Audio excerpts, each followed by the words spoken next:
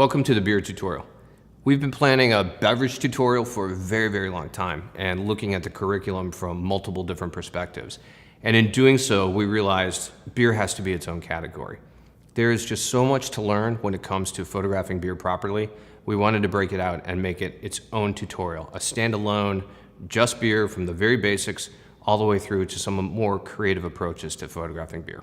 So what can you expect out of this tutorial? Well, here's how we're going to do it. We're going to start with the very basics, and that's a beer pour. But we're going to look at a beer pour from multiple perspectives. We need to look at straight on, just beer in a glass to shoot for the body, the head, and the sides of the glass. Every client, I don't care, every client needs just their product to look good on white because it's going to live on their website, it's going to live maybe on a sell sheet. Learning how to shoot beer on white is just the most basic place that you're going to start. We're also going to look at beer pours from multiple perspectives. We're going to go a little bit lower because that completely changes what happens with the head. And then we're going to go higher and we're going to look at different colors of beer. Then we're going to look at bottles. Again, we're going to stay on the white set, but we're going to look at bottles and what's really important there. How do you get a good glow coming through the bottle?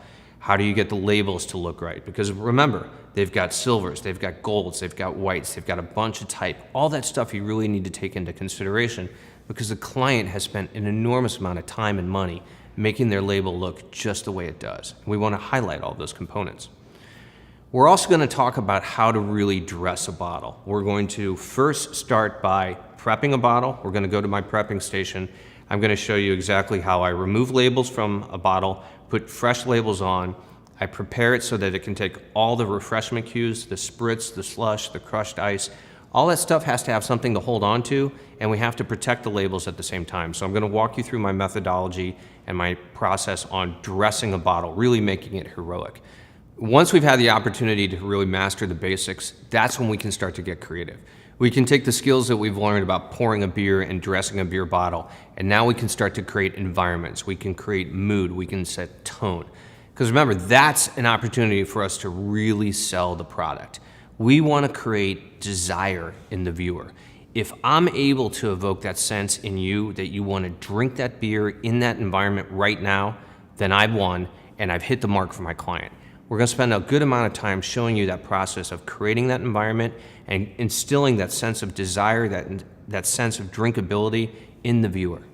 So again, once we've had the opportunity to kind of master the basics and we get into the really creative stuff and we learn how to set tone and mood, that's when you're going to be able to really go out and get new clients, when you're going to be able to set yourself apart from other beverage photographers, because that's what I want for you.